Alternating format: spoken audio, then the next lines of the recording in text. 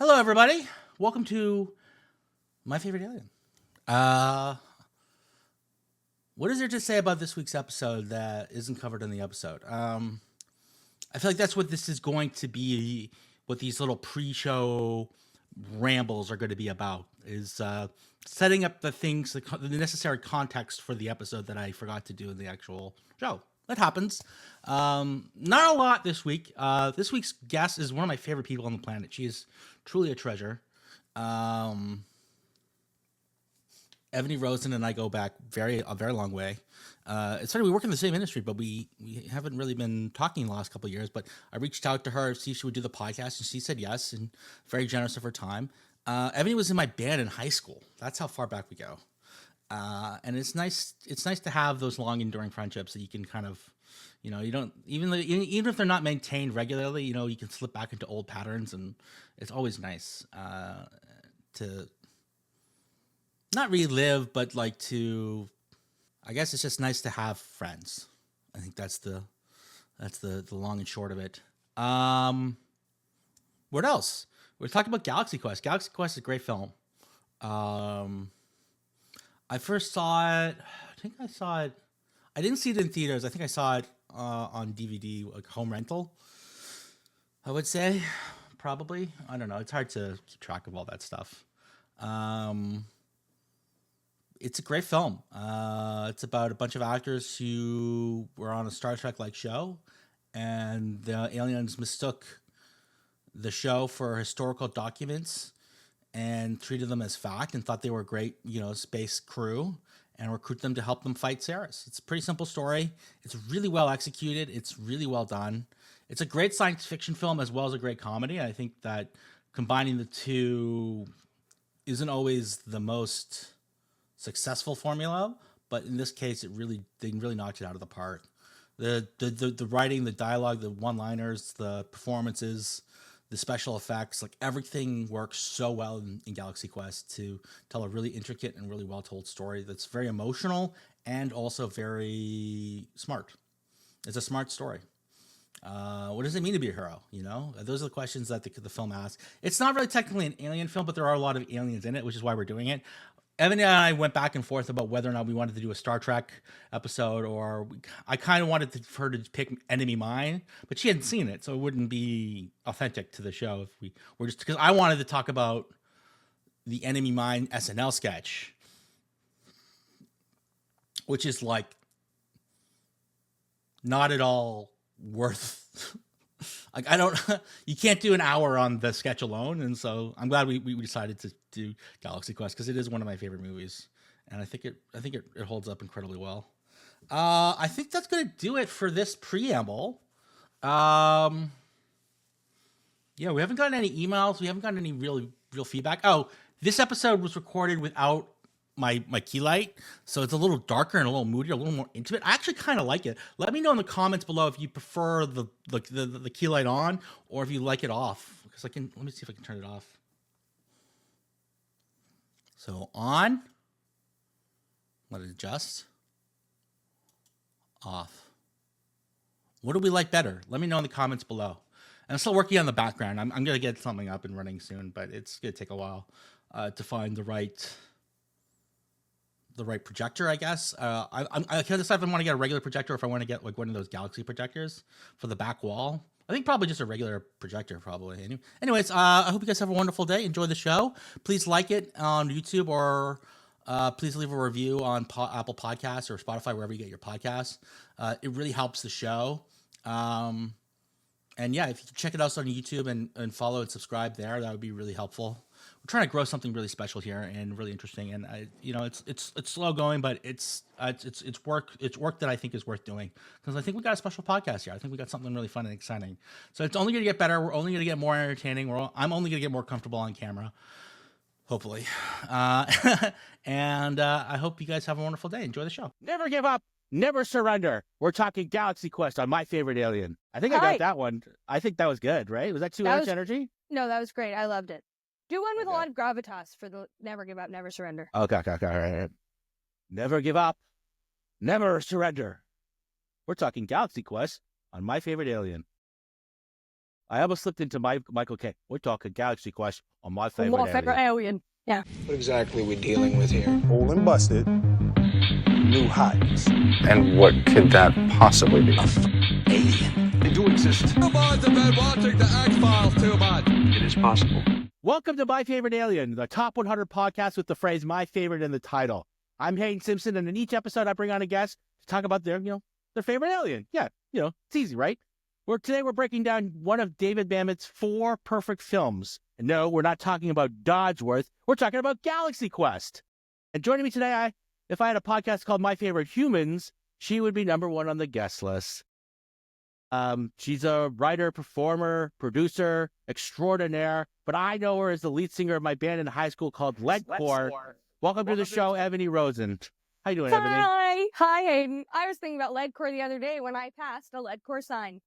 Yeah, it's named after a construction company in the city we live. I don't want to dox ourselves here, but it's. I'll bleep that. Thank God, yeah. No. Welcome, Evany. Tell me, what is Galaxy Quest and why?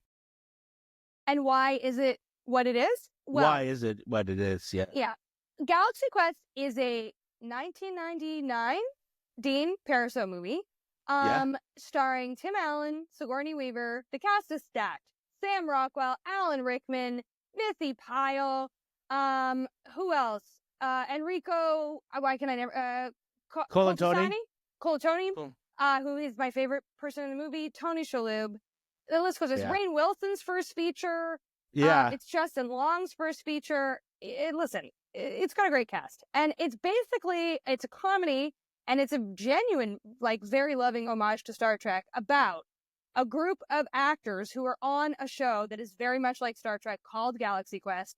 And they're kind of faded now. The show's off the air. They're basically doing Comic-Cons. It's kind of a bummer.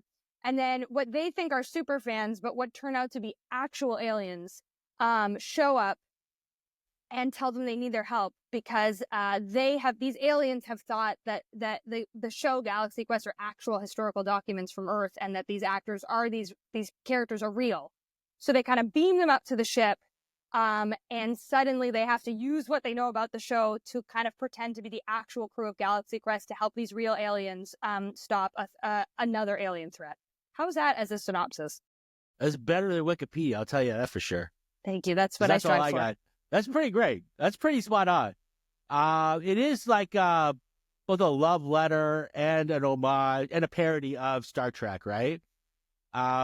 Here's a question, because you're a writer, you're in it. How do you balance humor and respect to something you're paying homage to? Well, it's funny you ask that, because I would actually say that Galaxy Quest, especially lately, has been a movie I would cite as a true influence.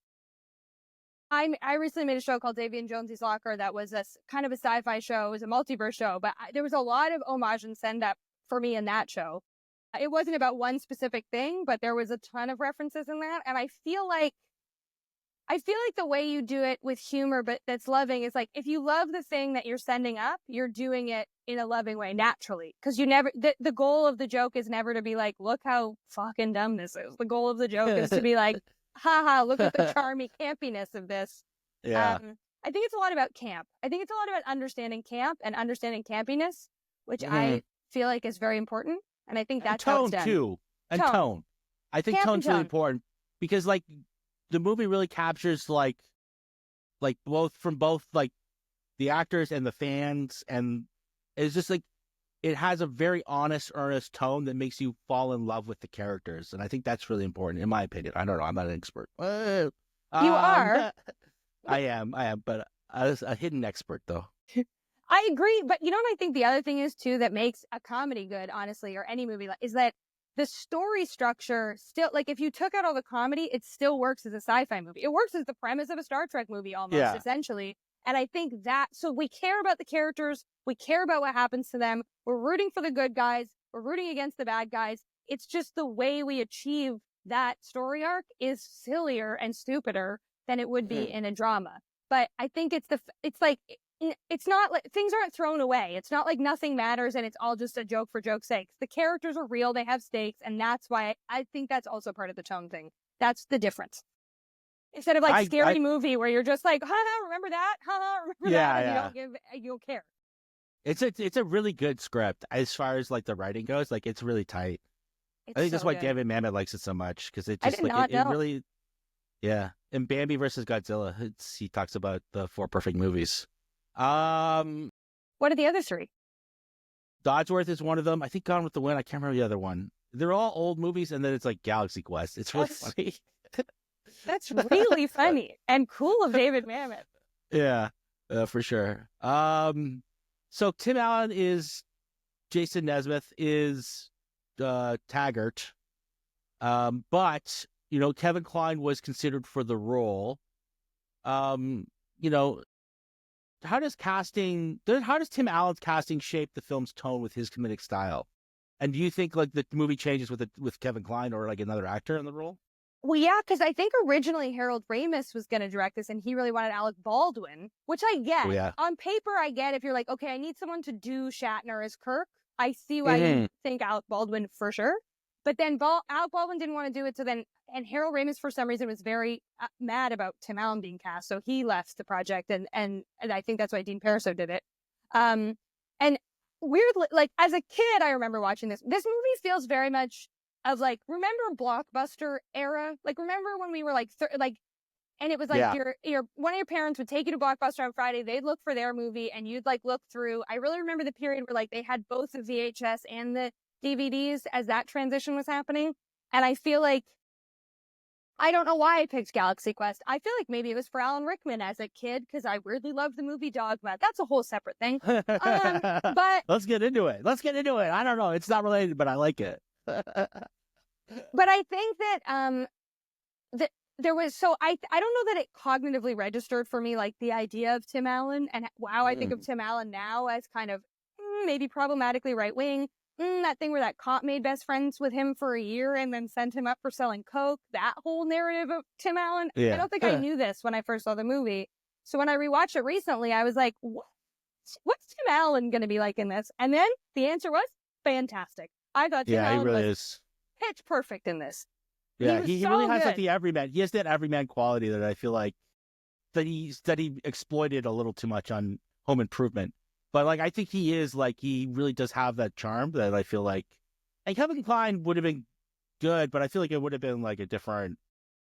Just like the tone would have been different. I feel like when you want to lovingly send something off, I feel like, go with somebody who has the qualities of that you're. You know what? That I don't know what I'm talking about. Cut it. Where he said it, reset it. I don't even know what I was talking about, so we're just gonna move on. That's how I roll. I think what's fun about Tim Allen in it too is that like he's always been a TV star. I don't think of Tim Allen as a movie star, which is kind of Right. perfect for this because he has that bit of ego that you need. I think Kevin Kline's too sweet. Even when Kevin Kline plays a villain, you're like, you're not a villain, Kevin Kline. You're a sweet man. But Alec Baldwin or Tim Allen has a bit more of like, yeah, I believe that at the start of this movie, you're kind of a dick. And you have to find your heart deep within for the length of the film. Yeah. It is a stacked cast though. Like you got Alan Rickman as Alexander Dane or Dr. Lazarus. Leonard Do you think Nimoy, this- basically. Basically, yeah. Like he kind of like he's challenged by his own typecast, right? In the film. And he hates like by Grabthar's hammer, like he can't stand that line. And his arc revolves around this one line of dialogue that he refuses to say. And like when you see him at the beginning of the movie, like Grabthar's hammer By Grabthar's hammer, what a savings. is so good. You can just tell that he just like does not. There's so much discomfort in his voice. Why do we relish in his discomfort? And is it a normal human reaction to pretension? Because actors can be a little, snooty snoot. Yes, and I think Alan Rickman plays that very, like, Alan Rickman reads as Globe Theater, like, National Shakespeare Company in this way that you're like, right. It plays into the joke of how you think about a Star Trek actor in so many ways. We're like, I think he's Leonard Nimoy, but it's borrowing from Patrick Stewart a bit, even though obviously Patrick Stewart loved that role, but there's a way that you're like, how did this guy end up in this? And then also I think part of what's so funny about how they play that with him is that he's the guy that is the alien. So he has this prosthetic that he always has to wear, which is so funny. And you kind of feel for Leonard Nimoy having to put the ears on every time, or Jordy having to wear that eye thing all the time. Where you're like, right, it wouldn't be annoying to be the secondary number 2 on the call sheet and with the earlier makeup call every time, and you always have to wear this prosthetic. I just think they played that so perfectly, and I think it's why we like to watch him have to feel foolish, because the higher status someone is, the funnier it is when they're ground down, right? Yeah, for sure. I mean, yeah. I don't really have anything to comment on that, though. I just I agree with you. Sigourney Weaver's one of her lines was, went from that to screw that. Have you ever had to adjust the tone or content for broader audiences, and how do you navigate those creative compromises? I'm sure I have. I don't think I've ever had to do that in ADR directly on screen, where you can see her mouth a different word than she says, which is insane. It's so noticeable when it happens. They didn't try and cover it at all. They're just we're just hopefully no one notices. It's like, everybody notices. It's so on camera. Yeah. And I'm guessing it's because they were already picture locked, but they made that choice and they were like, dub it. But most certainly, yes. Usually with stuff like that, if they get too early, dealing with S&P is always funny, which is the standards and practices department, which are different than the executives you deal with. They're just a separate group of lawyers and people who come in who wonder if we can say that on television. And sometimes you get a team that are really cool, and sometimes you get a team. I once worked on a Disney show for kids. It was called Gaming Show in My Parents' Garage. And it was a very wholesome show where these goofy kids hang out and play video games. And the S&P department on that show was insane. And I remember there was a scene at the end of an episode where they're celebrating, and out of nowhere, a mariachi band appears, and there's all this confetti in the air. Very, again, wholesome. And S&P came back, and they were like, we're worried about repeatable behavior, and that what if a kid at home tries to use confetti, and then the confetti goes in their eye, and then it cuts their eye. And we had to be like, I'm sorry, what? What? We were like, we can't reshoot it. And also, I don't think that's a concern. So sometimes you get that. And sometimes you get, I've had other shows where they're like, you can do the swear, but you have to bleep it or whatever. But most of the time, I think, the whole game is picking your hills to die on. And there's going to be certain things that you get pushback on or an executive doesn't get. And you really have to find a way to communicate your vision and why the way you want it is important and try to get them on side. And then there's other things where they go, can she say shit instead of fuck? And you go, sure, man, I don't care. You bet. Yeah. I mean, language is always you always wonder who these people are when they come up with I always found Clarence was really funny too, or it's a whole other, this is inside baseball, but I'm sure people find it fascinating. But when you try and create a character name, it goes through clearances, and then they list you no, this is a real person. You can't call it that. I'm like, a real person in what? San Diego? What are we talking about? Come on, just let me name the character. There could be 2 people with the same name.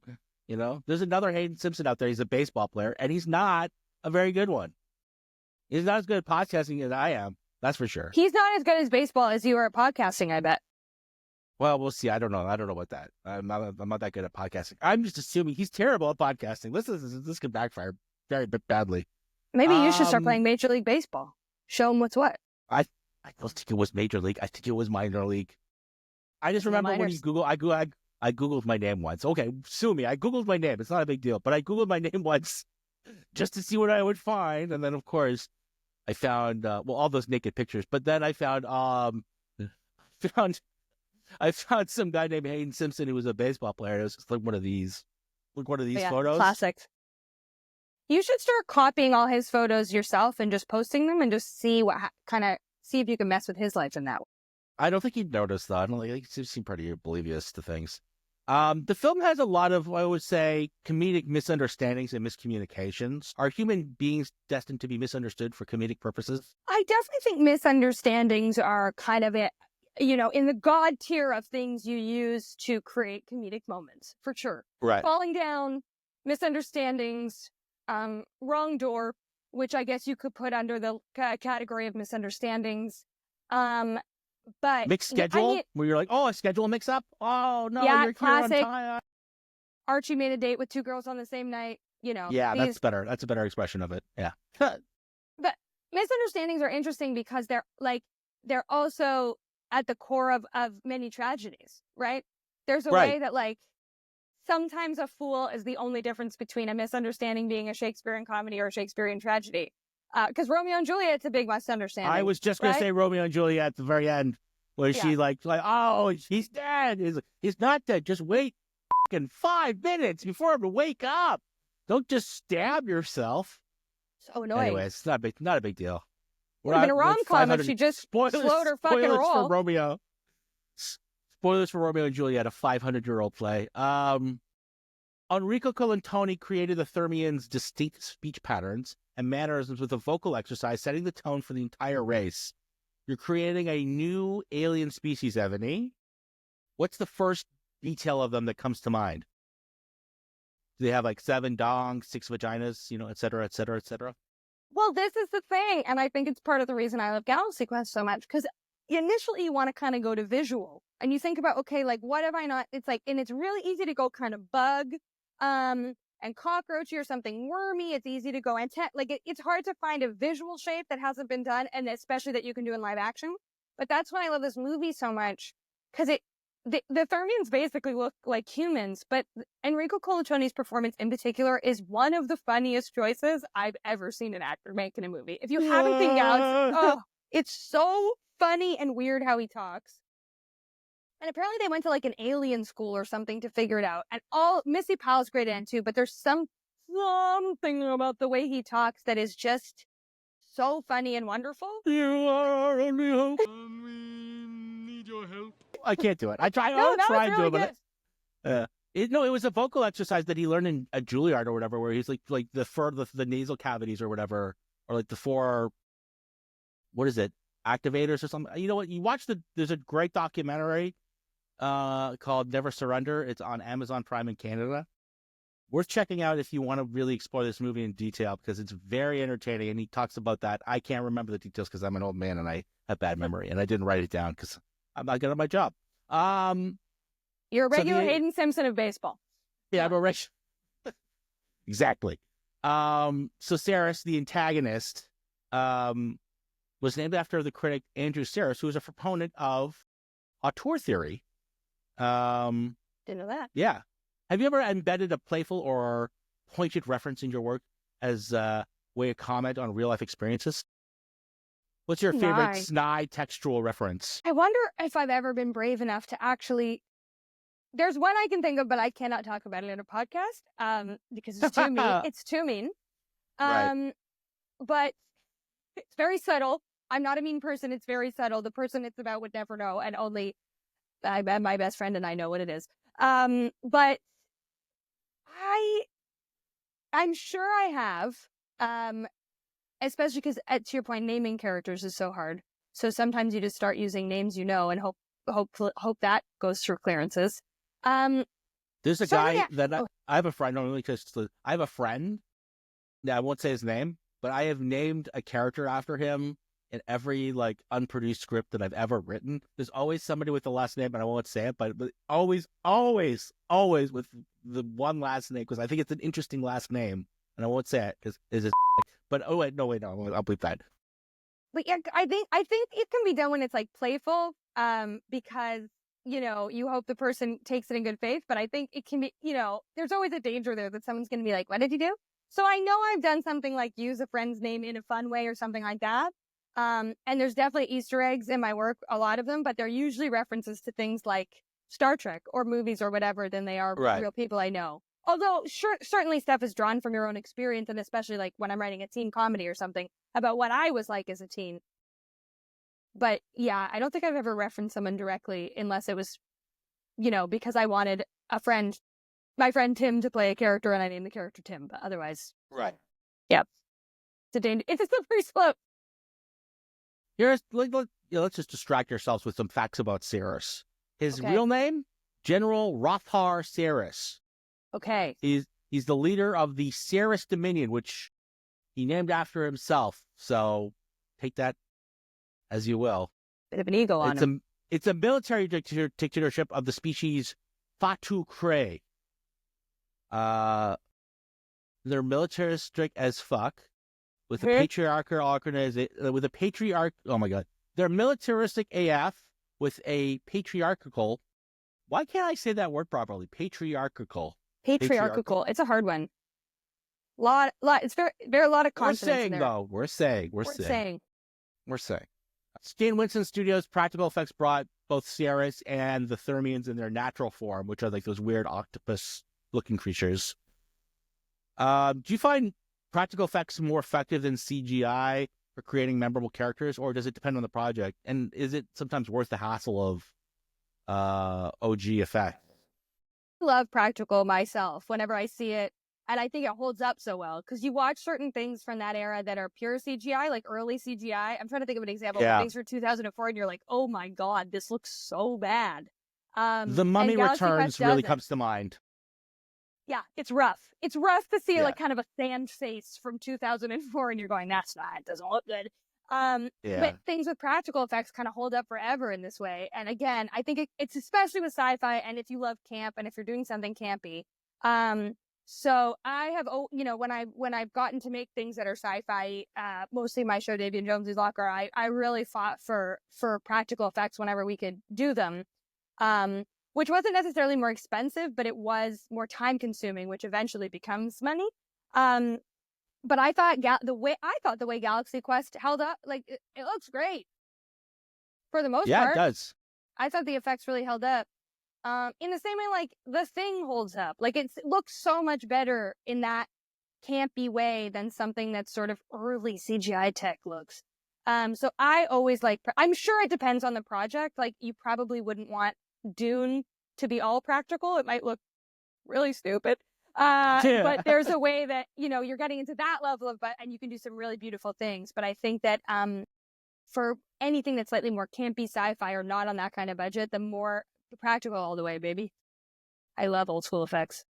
Yeah, it's the best. It's just a vibe, really, honestly. Like when you lock in to like I'm gonna put on like an old movie. Like I hate calling them old movies because like they're movies I grew up with. They're old movies now, and even movies before our time. Like see, like we just like lock in and just like okay, I can mess with this. Yeah. And sometimes you really have to fight for it. There was one of the dumbest jokes on my show that became one of the biggest conversations was that I really wanted the girls to, in my show, these two and they get thrust into the multiverse through their locker, and every episode they're in an alternate version of their high school. Very stupid, fun. But I wanted to do a world where they, everyone is like a lobster person. And I had a really specific vision for how I wanted this to look, and I wanted it then to be really practical. And the number of meetings we had in prep that were like, that's another lobster meeting. Because everyone kept being like, could it be CGI? Could it be? And I was like, no, it has to be this uncanny valley lobster costume. The guy who did the creatures for our show was amazing. He's like done a ton of, he made the whale for the boys and all this stuff. But he was like cobbling together this lobster for me from like old insect parts and stuff that he had. And it was such a thing. But finally the lobster showed up, the puppeteer in the lobster costume, and everyone was like, I get it now. And I was like, thank you. I've never fought harder for anything so stupid, but it had to be practical. But Vindication is sweet. You know what I mean? Vindication is sweet. Yeah. But there will always be, anytime you want to do something that's from old tech, I had this on New Eden a lot too, because we wanted to shoot on old cameras and shoot some stuff on Super 8. And anytime you fight for old tech, a live producer is always going to go, but we could just do it in post. So you really have to choose your times to go back, but it always looks better. It really does. Sometimes it looks bad, but it looks bad in a good way. Like, you know what I mean? Like even when it's rough, you're like, oh, the effects are awful, but they're fun. Like, you know what I mean? Like sometimes when there's bad CGI, like there's no benefit to that. There's just like, oh, they just didn't have enough money, or they just didn't have enough computers, and like that's not as interesting as like you know. Sometimes you have the same money problems with practical effects, but anyways. But it looks more fun when it's cheap. It does. And sometimes, constraints are the artist's best friend, What's the expression that I'm thinking of? Adversity. I know the one you mean. Adversity is the mother of invention? Something Necessity. like that. Necessity is the mother of invention. You know what I rewatched recently, and the effects were crazy, but they were kind of a hybrid version of what we're talking about of bad CGI, but also practical, that I was kind of obsessed with looking at, was Jumanji. The way the lion looks in Jumanji is quite insane. It was revolutionary at the time. The monkeys don't hold up, but I feel like the lions do. Certain animals, like certain thing, fur was really hard to do back when Jumanji came out, and I feel like certain animals, like it doesn't look as good, but like shorter hair does. I don't know. I think it was like a puppet, but they like overlaid CGI onto it, and it is That's wild. crazy how it looks. I kind of feel obsessed with it. I'm gonna have to check that out after. I'm gonna overlay it on top of this conversation. Great. When people watch, yeah. Right. This podcast syncs up perfectly with Jumanji. Yeah, so Dark Side of the Moon thing. Dark Side of Jumanji, I'd watch that. Me too. So as we talked about, as you mentioned in your brilliant synopsis, the Thermians misinterpreted an old TV show as historical documents. What TV show do you wish the aliens would see and best represents humanity? I'm going with Golden Girls. Oh, that's a really good one. In a way that's partially funny, but I would like I'd like to believe that aliens watched Frasier, and I'd like to try to watch Aliens specifically the way he plays it in that movie, to try to understand how to be Frasier and Niles, and to be like, is this what men are? I think that would be very delightful. I would just like to. I just was listening. I imagining in my mind the theme song to Frasier, but sung by the guys from Mars Attacks. See,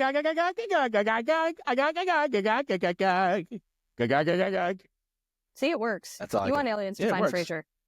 I do. You go with Frasier. Hey, that's good. Sitcom, eh? You don't want like something like uplifting, like I don't even know what TV show is uplifting. I guess Ted Lasso, but season 1 was. I didn't. Yeah. I don't want aliens to engage with that. I don't think that best represents us. Yeah. True. Okay, so the Thermians' trust and lack of understanding of fiction makes them vulnerable, but also the emotional core of the story. What is something about human culture you frequently misunderstand? Because I don't get football at all. Oh, there's so many things. Honestly, there's a way, social media. There's a way, and I don't mean that in like an annoying way to be like, we're on our phones too much. Like, there's literally a way where I'm like, I miss some barrier to entry, and it's not even that I'm too old. Maybe I'm a little too old, but there's a lot of other 37-year-olds around me who are figuring it out. And then I've just slowly receded from it, where I look at it, but anytime it comes up that I have to post on it, I'm like, I don't understand. There's some secret language that I don't understand. And often if there's ever a story on my Instagram, which there almost is never, you can trust that my husband did it for me. Right. Fair enough. Yeah, I struggle with it.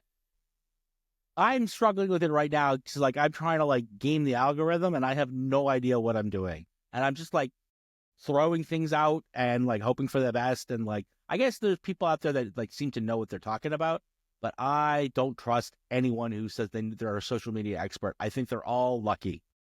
And they've just like, they got lucky, they got tapped into something, and then like, they're like, this is repeatable. And it's like, I don't think it's always repeatable. I think sometimes it can be like, if you like, there are certain things that, I don't know. I think it's the whole thing is just kind of weird and gross, and I don't want to get into it anymore. Makes me feel bad. It's like people who can understand the magic hand of the stock market. And it's a bit like, I mean, how do you know? Yeah. You know? Yeah. Wizards. As I said, Saris is the bad guy. He's the menacing antagonist of the film. And he provides the stakes that drive the Thermians and the humans to come together. What is the secret to a good villain? Is it not enough to just be bad anymore? I do have a theory on what makes a good villain personally. Okay. I think that, just being bad is not interesting. I think that a villain, and actually, I don't know that Saris totally adheres to this theory of mine, but the rest of the movie's so good, I don't care. But I think that either a villain has to be afflicted with an overwhelming sense of humanity and human experience that it turns them bad, kind of Darth Vader, Anakin Skywalker being a classic example of that, or there's such an extreme absence of humanity that's what's terrifying. And that would be Jaws. That would be the Borg. That would be these things where there is absolutely no appealing to it on any level. Right. But that's by design. And I think you need to be like the best villains are on either end of that spectrum, and the ones that have enough humanity that you could appeal to, but it doesn't work and they're just bad. Is sort of like, okay, I'm not as interested. Right. Yeah. You want to go on those two poles. I want Don Corleone. I want Darth Vader, or I want Jaws. I want the Borg. I want space itself. But I don't want just hate to buy it. Personally, I think Ursula is another great example of one that is one of my favorite villains of all time, and her jealousy of King Triton and the way that she is. Like, there's a way that you're like, oh yeah, I see when you stopped being good. I see that there was a little kid in there at some point. Is so much more interesting than just she a bitch. Sometimes she a bitch work though. I'm just throwing that out there. Sometimes in a pinch, she a bitch. Yeah, it works. Cruella de Vil, she just kind of a bitch, and she a bitch. Yeah, she's fun. As long as they're having fun, sometimes that makes it good. It goes a long way. Would a Thermian make a good roommate? Oh, a Thermian. Thermian. Yeah. Yeah, not Sarah. Not the Katu, not the Fatu Cray or whatever they're called. Would a Thermian make a good roommate? I mean, they're very polite seeming, and they seemingly kind of want to adopt whatever we're up to. So I assume a Thermian on Earth would. I guess it depends. Is like, are they kind of trying to blend in? Is this a third rock from the sun situation, and they're kind of taking their cues from me to try to be human? In which case, I can kind of set the tone, or am I going to live with one of them on their ship, and I got to kind of figure out how they're doing it? They're living with us, like third rock from the sun. Yeah. Okay. I guess, better than some aliens I've seen. I'll take a Thermian over any. Does it come with any of their technology? Like, are they going to, bring one of those food synthesizers that looks pretty cool? Food synthesizer? I mean, when you think about it, and they got it from Star Trek, but the two best tech things I've ever seen in sci-fi that I wish were real are the ability to transport and also, what do they call them in Star Trek? To make replicators? They're replicators. Those are the two best things ever. Yeah. They're pretty. Pretty. Well, we're not there yet. We have 3D printed food that's gross. Nobody wants to eat. The fans' dedication to Galaxy Quest saves the day, showing how fandom can inspire and uplift. Does that make any sense to you now with fandom being the way that it is? You know what I mean? It just feels like I watch the movie and I'm like, fans aren't like this anymore. They're savage, ridiculously ruthless people. I know. I like how wholesome it is. I feel like there's a way that it's because I assume there are still those fans who love it and can stay every episode, but aren't also gonna fucking shoot up a building because the Ghostbusters are girls now. Let's everybody chill out. They're kind of nerdy non-incel fans. I'm glad they get their moment in this movie, because I think they must exist. But I know what you mean. Fandom has taken on a really dark energy in recent years in a way that it felt so much more harmless and kind of charming at this time. Yeah.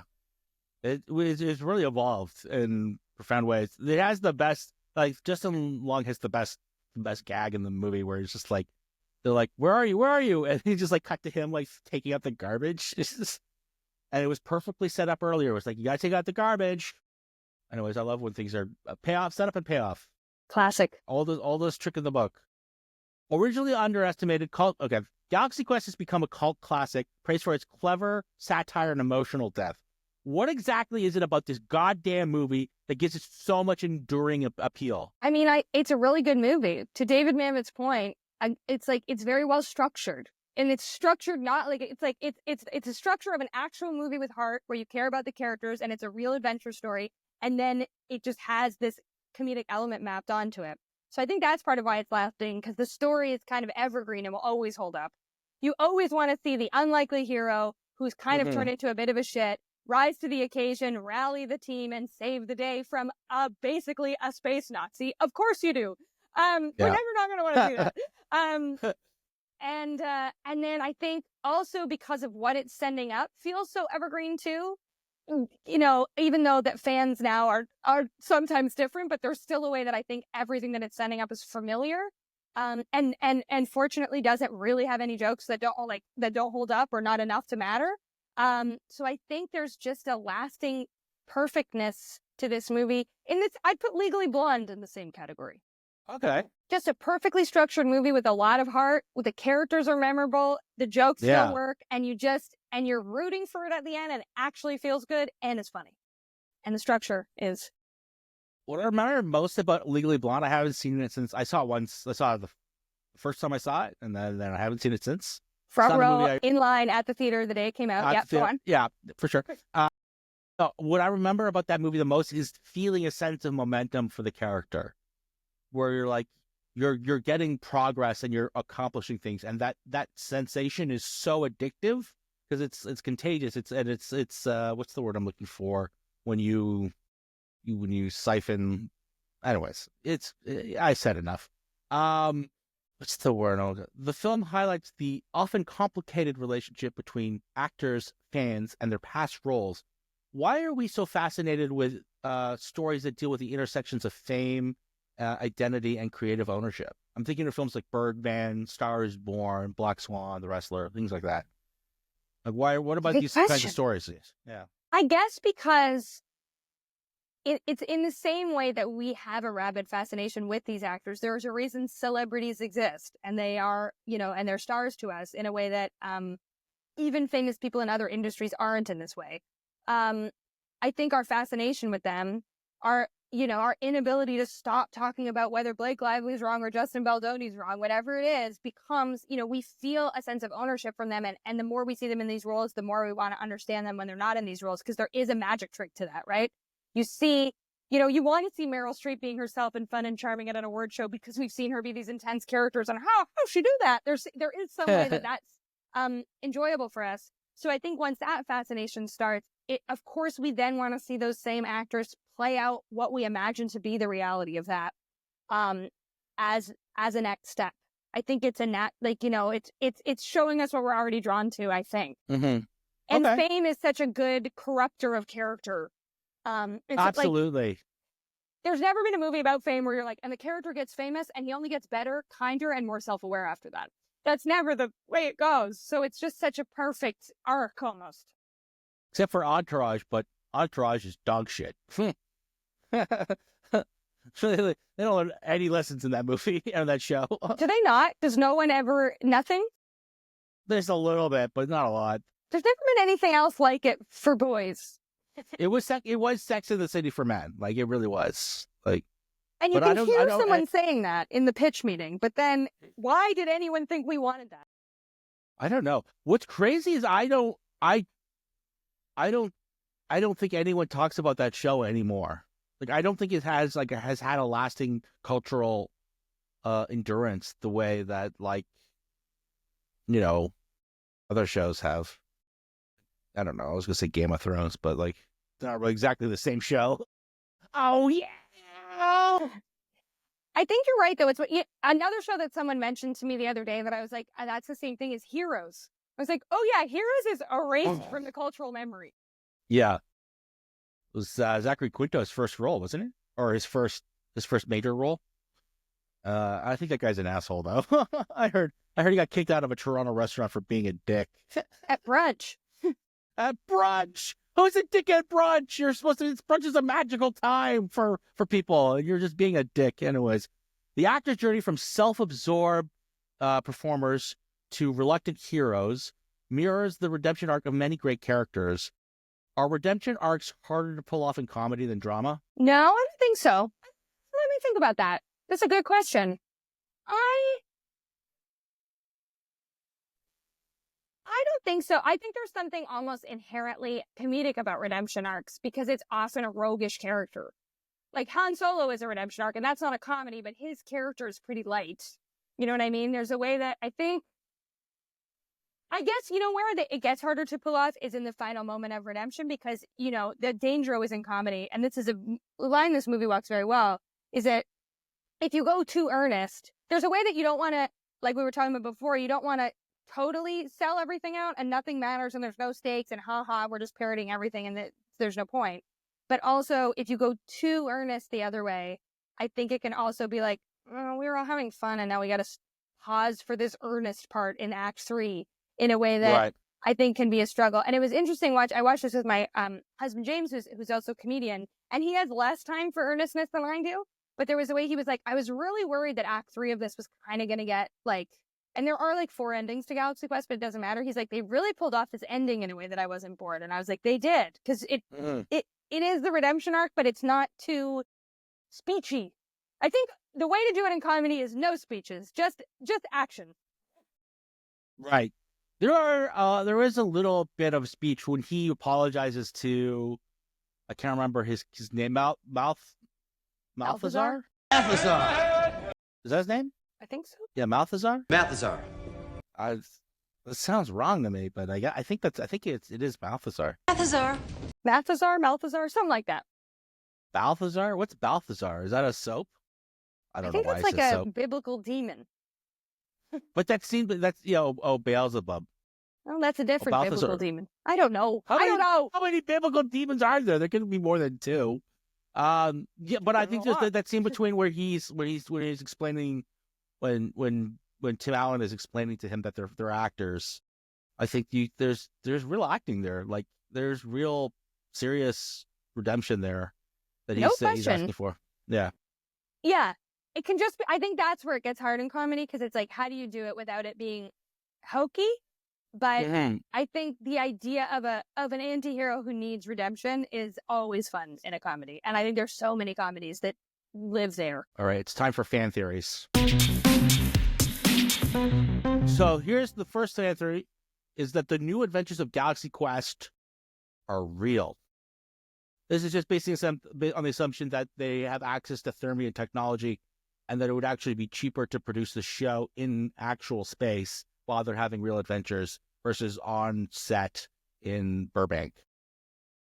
Right, because at the end of the movie, they revamp the show, right? That's like the Next parting Generation. shot. Yeah. Yeah. I like it. I mean, honestly, if I was trying to make a sci-fi show and I had access to an alien tech and all these aliens and a ship full of I don't know what the union implications would be, but I like it. I'd love to shoot that way if I could. That'd be a blast. Yeah. So and here's another one. Most of the writers are human, but at least one of the original Galaxy Quest writers was an alien. This is based on the assumption that, like, when they got out into the wild, there were actual things like beryllium spears, like, in the real world. And, like, how else would they have knowledge of this technology if they weren't actually an alien or on the writing staff? It is the one kind of hole in the movie. Because it's like having the way the like ship is laid out be based on the show makes sense. But they're like, even the like, what's the weapon they're going to use? And they don't know if it's a weapon or what it does. The Omega-13. Activate the Omega-13. Yeah, like how come they didn't know what it did in the show, but what they think it did in the show is like, how did they make that actually on the ship? Doesn't quite make sense. So I kind of like that theory. I think maybe there was a Thermian that came to Earth and became a writer on the show and wrote all this stuff, and he tried to send back the tapes to be like, look at this fun thing I'm working on, and something got lost in translation. And that's maybe why they received them as historical documents in the first place. If you could think of a show that was written by an alien, that you think is written by an alien, that would explain itself to you, like, what would you think of anything? The reboot of Sex and the City. Really?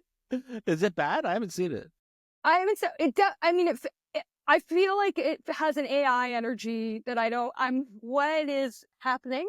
And if someone told me that an alien watched the original Sex and the City and then kind of got the AI prompts that like they're older now and Samantha's not there and this is and it has to be more woke, but also more bags, I think this is kind of what the show would be. Crazy. Yeah, it's done well. Yeah.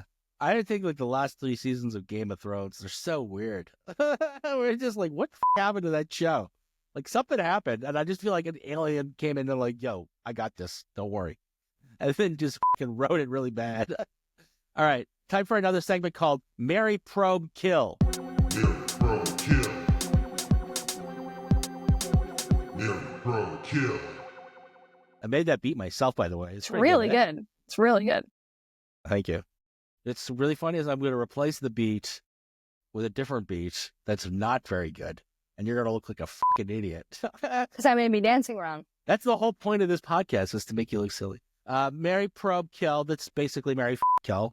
Tim Allen Tony Shalhoub, Sam Rockwell. Marry, probe, kill. I'm marrying Uh-huh. Tony Shalhoub, obviously. I'm not a psychopath. Yeah, of course. Okay, in real life, wait,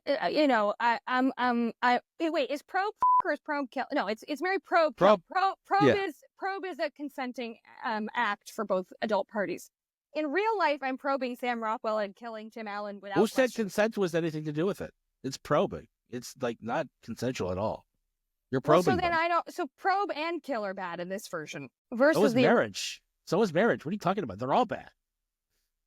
I'm kidding. I don't know how to answer this without some consent. Probe is fine. I would say in real life, absolutely Sam Rockwell's getting probed and absolutely Tim Allen's getting killed. And either way, I'm marrying Tony Shalhoub. I'd love to do that. I'll do it tomorrow. I hardcore stand Tony Shalhoub. Monk forever. Bring back Monk. But I feel like in the movie version of their characters, if I'm choosing between the kind of ne'er-do-well Shatner type who secretly has a heart of gold or a joke version of Bill Paxton in Aliens, I am unfortunately going to be probing Tim Allen, a sentence I thought I'd never say, and killing Sam Rockwell if it's in character. Outside of the movie, swap those. Either way, Tony Shalhoub and I are wed. Wed as one. That's great. What would you do? I love Tony Shalhoub. I wouldn't marry Sam Rockwell. I would probe Tony Shalhoub and I would kill Tim Allen. I just think Sam Rockwell and I would just get along, you know? Him as the character in that movie, as Guy? Oh, yeah, I see what you did there. Yeah, no, probably the opposite, yeah. As, when he's marrying the red shirt. Yeah. Guy. He's got some good moments, though. Was it He's episode 81? I did it in episode 81! Just the gag of what if the red shirt lived through the movie is so funny. Yeah. Why is Tony Shalhoub pretending not acting like he's stoned in the whole movie? I feel like that wasn't written. Was that written? Do you think that was written, or was that something that Tony Shalhoub brought to the table? Combo, but that feels just like a choice he made. Because apparently he originally auditioned for Sam Rockwell's part. Wow. Which would have been a very different movie. But then I feel like it's got to be in part a choice. Like maybe he was like, okay, here's what everyone's saying is like, what's my thing as an aging actor? And someone was like, it was like, what if I'm stoned all the time? And they went, okay. And then he really leaned into it. And his character's so funny because we never see him do drugs. He's just on his own eating planet. all the time, though. True. That's true. He's always snacking and stuff like that. He's like, hey, guys, saying that the engine's going to explode or whatever he says. It's so good. His little buddy, Sam. So quirky. Sorry, I interrupted that. That's fine. Pitch meeting. I'm a studio exec. Pitch me your take on Galaxy Quest 2. Can I pretend Alan Rickman's still alive? Yes. Okay. Galaxy Quest 2. They're making the New Adventures of Galaxy Quest. They've all become like executive producers now. Maybe one of them's trying to direct, so there's like new tensions around that. And there's maybe a new cast member that they've added. I wouldn't want to make it just about the women and who's hot. Like I wouldn't want to make it a direct 7 of 9 thing, but I think there's some 7 of 9 meets Poochie kind of character that they've added to the show that everyone's frustrated by. And then somehow the Thermians are back. Something else has gone wrong. They need help in some new way. And somehow either that person comes along or secretly that person is an alien who has infiltrated and they're the new bad guy and we have to deal with it maybe on Earth or we'll go back to space. I love that. Secret bad guy. Secret infiltration of the bad guy. We're like, oh, by the way, I'm here the whole time and you didn't notice because we lied to you as writers. But it's Poochie. That happens all the time. Yeah, exactly. It's Poochie or 7. It's like the new cast member that they've added to boost ratings is actually the bad guy. Right. Is that why they added 7 of 9? I think 7 of 9 is a good character, though. I love 7 of 9. I only say that because I wouldn't write a movie, like, because Sigourney Weaver already kind of is that, I wouldn't write a movie where they're like, she's competing with a younger, sexy girl, and that's the problem. That's just not a plot I would write now. But they added 7 of 9 to make a ratings boost. Crazy.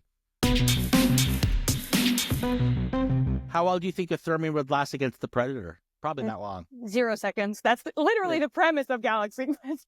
Yeah, Ceres might give a Predator a run for his money, though. You know? Who are you rooting for in that matchup? It's like with Alien versus Predator. I don't give a shit. That's why those movies suck. You're right. And I definitely don't give a shit about the humans that you're putting in between the two of them. So, like, I don't know what you're thinking and how to make a movie. God, I had to rewatch that for the Predator episode. No good. No bueno. Yeah. Sexy close encounters. We like to do this. Would you go to the Bone Zone with a Thermian without an image generator? Whoa. Yeah, so you have to look at their original forms and be like, I could get down with that. I honestly, the answer to this question for me is always yes. I'm never gonna. I mean, I don't want to get an alien STD, but I feel like if I get a chance to bone another species, I'm gonna take it. Yeah, me too. This is why I mean. Yeah. Sorry. It has to be It has to be intelligent life, though. It can't just be like the warthog that he fights on the planet. Like, I'm not having sex with like that. But if they're intelligent life, consensual. Yeah, and we've kind of bonded, and it's a consensual probe. I feel like for fans of Baldur's Gate 3, I did choose to have sex with the Emperor, and I feel like that opened the floodgates for me for being willing to have sex with him. Alternate species. NHIs. I haven't beaten Baldur's Gate 3. I'm still in Act 1. I have not met an Emperor yet. No spoilers. Okay. You can bone an Emperor, though. It's the greatest game I've ever played. I loved it so much. Really? I loved it. I loved it. That's crazy. I should get on top of that. I should smoke a joint and play that game tonight. It's so good. Do you believe in aliens? Yeah. Okay. Like, maybe not in exactly the way that I think the Thermians are coming tomorrow, but I think it would be, especially everything we've been hearing in Congress and all this stuff. I mean, like, come on. And also to think that we're the only intelligent life, or even just life in the universe, is insane. That's bad math. So, yes, I do. I don't know that they're serious in the Thermians, but I don't know what they are. Could be a puddle. We've talked about it before. It could be a puddle, a smart puddle. Alex Mack. Yeah. She was kind of a smart puddle. Sometimes. I'm going to start calling people smart puddles. I like it. She's a very smart puddle. What a smart puddle. A sexy smart puddle. Little puddle. Smart little puddle over there. Yeah. Yeah. Shout outs. Is there anything you want to shout out? It could be something that you're working on or something that you've enjoyed recently. Well, yes, only because I referenced it on the show. My show, Davy and Jonesy's Locker. If you like campy sci-fi, if you like Galaxy Quest, I promise you'll like it. It's in Canada, it's on Amazon Prime, and in the States, it's on Hulu. So that I would like to shout out, actually. And in terms of things that I have just watched, well, Baldur's Gate 3. Shout out to Baldur's Gate 3. It rules. I finished that not long ago. Also, the Stardew Valley update is sick. So those are my video game shout-outs. And then, have I watched anything? Wait, what's the Stardew Valley update? This is a good viral clip. Do you play Stardew Valley? Do you know about Stardew Valley? Yeah, I know about Stardew Valley. I've got like 50 hours in it. So Concerned Ape, the man himself, creates all of Stardew Valley, just released, like, in the past few months, like, a massive update. Oh. And he recommends that you start a new farm with it. Okay. And he's not, again, amazingly, this magic man is not charging for the content. If you already have Stardew Valley, it'll all be there. As a cool and kind of embarrassing fact, on my birthday, I am going to see the Stardew Valley, like at Roy Thompson Hall, the Toronto Symphony Orchestra play the music of Stardew Valley. Wait, what? There's two. So my husband and I somehow found two on his birthday. This has just happened miraculously. We're going to see System of a Down. I can't wait. And then on my birthday, we're going to see an orchestra play the music of Stardew Valley at Roy Thompson Hall. That's how you do birthdays as a couple. Like, I'm just telling you. We're nailing it. That's how you do it. You're nailing it. 2025 is our year. Guys are role models for the rest of us. Thank telling you. How about you? How about me? What? I don't know. What are you watching? What do you want to shout out? I want to shout out the song Judy Garland by the band Frogs. I like to shout out individual songs. It's pretty good. What else? What have I been watching? I've been watching Silo Season 2. It's pretty good. If you like Silo Season 1, it's the continuation of that story. I don't know, man. I don't know. I'm not really around. Most of my time I'm spent preparing for episodes of recording this podcast, and I'm like watching movies. I'm watching Superman. I'm watching Predator. I'm watching The Thing. I'm watching Galaxy Quest 3 times, not two times plus the documentary. So it felt like 3 times. Research. Okay, here's a final question for you then. Of all the things you've had to watch for the podcast, what has been the most pleasant surprise, either as a rewatch or a new watch? I really liked Superman the movie, the 1978 Christopher Reeves movie, a lot more this time around. I think I got it contextually more than I did the first time. I didn't like it at all the first time I saw it. And not the first time. The first time I saw it as a kid, I didn't really have I didn't really have the mental acuity to figure out what the is going on in the movie. But like, as an adult, I wasn't huge on it. And then I watched it again. I'm like, okay, this movie. And I watched that documentary on Christopher Reeve. And I think that kind of important context can change a perception of a film in a really interesting way. And I really enjoyed it in a meaningful way. Wow, great reco. Yeah. I really recommend Super/Man, the Christopher Reeves documentary. It's really inspiring stuff. Okay, I'm gonna wrap things up. I'm gonna wrap things up. I'm gonna wrap things up. I'm gonna wrap them up tonight. And then I'm going to take a bath. And then I'm going to bed. That's gonna do it for this week. I promise I'll never rap again. If you want to get in contact with the show, you can email us at myfavoritealienpod@gmail.com. And you can find us on all sorts of socials. We're a little all over the place. It's My Favorite Alien, My Favorite Alien Pod, My Favorite Alien Pod, or My Favorite Alien. We're all over the place. I couldn't get one to rule them all. I tried. I really tried to make it nice and clean, but I figured if you're going to one, you'll find it. Just for My Favorite Alien, This is how it is now. This is the vibe. This is the tone. This is the show. It's going to be like this forever until I get better at hosting. And hopefully that'll be sooner rather than later. And on that note, I will say goodbye. Keep searching, my lovelies. Mwah.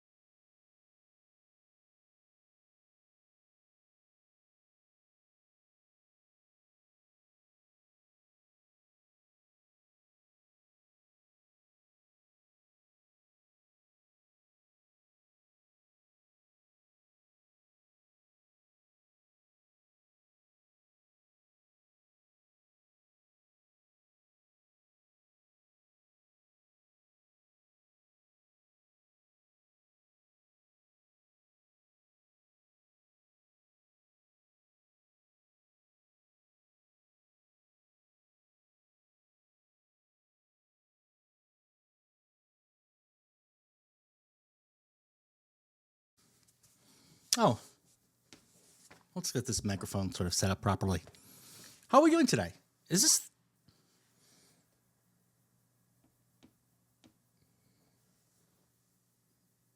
Was that kind of recorded? Okay, whatever. Hello, everybody. Welcome to My Favorite Alien. What is there to say about this week's episode that isn't covered in the episode? I feel like that's what this is going to be, what these little pre-show rambles are going to be about, is setting up the things, the necessary context for the episode that I forgot to do in the actual show. That happens. Not a lot this week. This week's guest is one of my favorite people on the planet. She is truly a treasure. Evany Rosen and I go back a very long way. It's funny, we work in the same industry, but we haven't really been talking the last couple of years. But I reached out to her to see if she would do the podcast, and she said yes, and very generous of her time. Evany was in my band in high school. That's how far back we go. And it's nice. It's nice to have those long enduring friendships that you can kind of, you don't even if they're not maintained regularly, you can slip back into old patterns, and it's always nice to not relive, but like to, I don't know. I guess it's just nice to have friends. I think that's the long and short of it. What else? We're talking about Galaxy Quest. Galaxy Quest is a great film. I first saw it. I didn't see it in theaters. I think I saw it on DVD, like home rental, I would say. Probably. I don't know. It's hard to keep track of all that stuff. It's a great film. It's about a bunch of actors who were on a Star Trek-like show, and the aliens mistook the show for historical documents and treated them as fact and thought they were a great, space crew, and recruit them to help them fight Ceres. It's a pretty simple story. It's really well executed. It's really well done. It's a great science fiction film as well as a great comedy. I think that combining the two isn't always the most successful formula, but in this case, they really knocked it out of the park. The writing, the dialogue, the one-liners, the performances, the special effects, like everything works so well in Galaxy Quest to tell a really intricate and really well-told story that's very emotional and also very smart. It's a smart story. What does it mean to be a hero? Those are the questions that the film asks. It's not really technically an alien film, but there are a lot of aliens in it, which is why we're doing it. Evan and I went back and forth about whether or not we wanted to do a Star Trek episode, or I kind of wanted her to pick Enemy Mine, but she hadn't seen it, so it wouldn't be authentic to the show if we were just, because I wanted to talk about the Enemy Mine SNL sketch, which is like not at all worth. Like you can't do an hour on the sketch alone, and so I'm glad we decided to do Galaxy Quest because it is one of my favorite movies, and I think it holds up incredibly well. I think that's gonna do it for this preamble.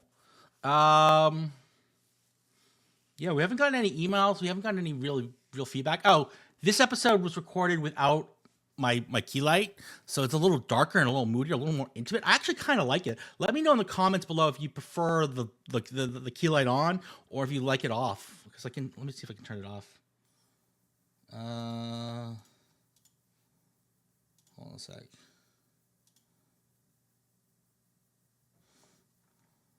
It's gone again.